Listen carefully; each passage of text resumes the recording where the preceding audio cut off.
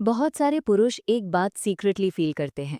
शादी से पहले सब ठीक था, कॉन्फिडेंस हाई था, एक्साइटमेंट नेचुरल थी, लेकिन शादी के कुछ महीनों बाद स्टैमिना कम लगने लगती है, कंट्रोल पहले जैसा नहीं रहता, माइंड में ओवरथिंकिंग शुरू हो जाती है और सबसे डेंजरस थॉट क्या आता है? क्या मैं कमज़ोर हो गया हूँ?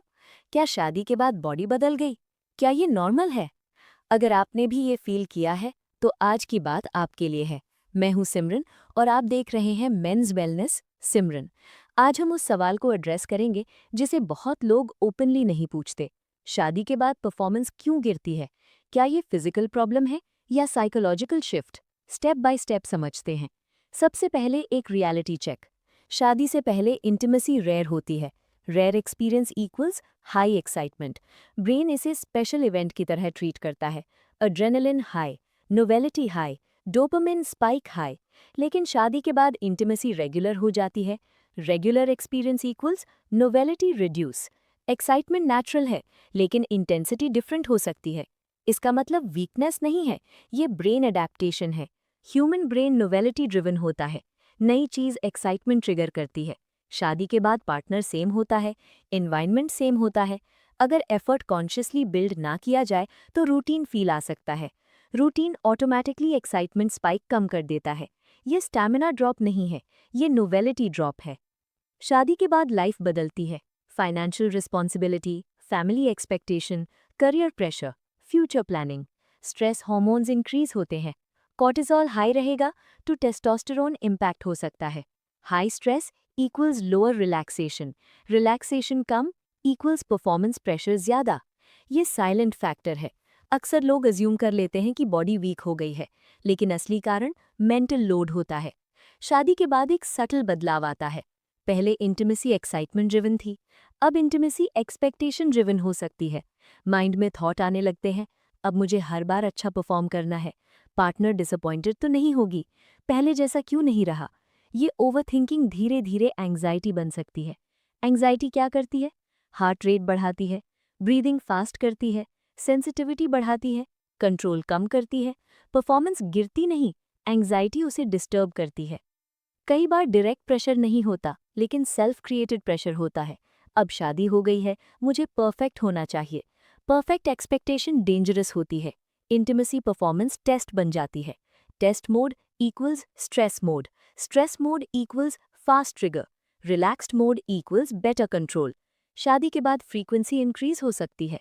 पहले रेयर एक्सपीरियंस था, अब रेगुलर हो गया। अगर बॉडी को रिकवरी टाइम नहीं मिलता तो फटीग फील हो सकती है। ये परमानेंट स्टैमिना लॉस नहीं है, ये रिकवरी इम्बैलेंस है। जिम एग्जाम्पल सोचिए, डेली हैवी वर्कआउट करेंगे बिना रेस्ट के तो परफॉर्मेंस गिर जाएगी। सेम प्रिंसिपल यहाँ भी अप्लाई होता है। कुछ लोग शादी के बाद कंपैरिजन ट्रैप में फंस जाते हैं।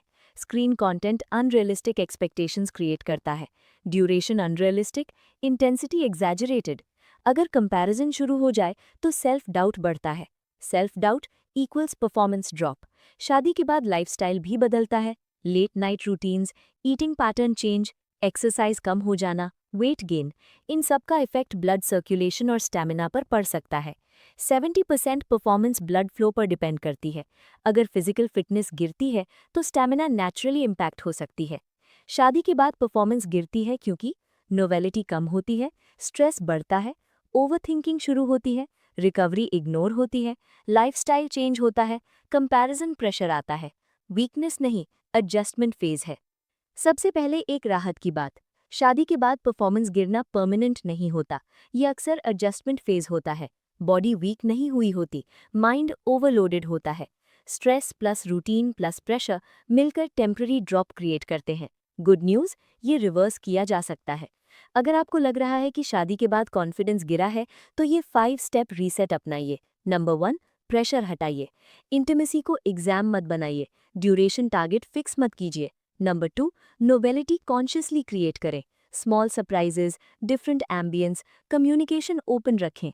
ब्रेन को न्यू स्टिम्युलस चाहिए होता है। नंबर 3, स्ट्रेस मैनेज करें, स्लीप इंप्रूव करें। Daily 20 to 30 minutes physical activity add करें, ब्रीदिंग एक्सरसाइजेस करें।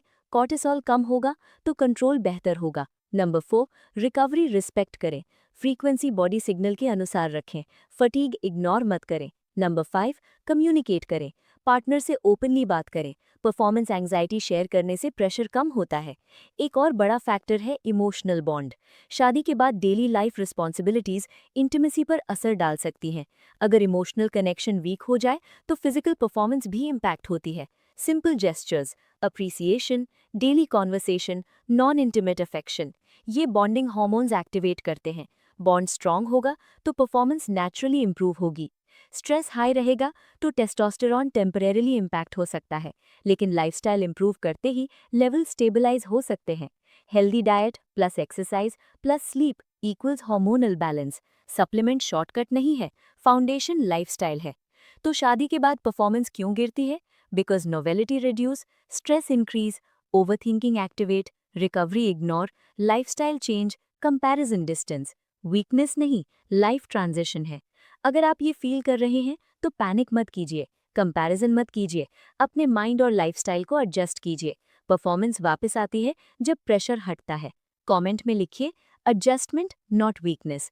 अगर वीडियो हेल्पफुल लगा हो तो लाइक करें और चैनल सब्सक्राइब करें। मैं हूं सिमरन और याद रखिए, मेंस वेलनेस सिर्फ बॉडी नहीं, मेंटल बैलेंस भी है। Stay calm, stay confident.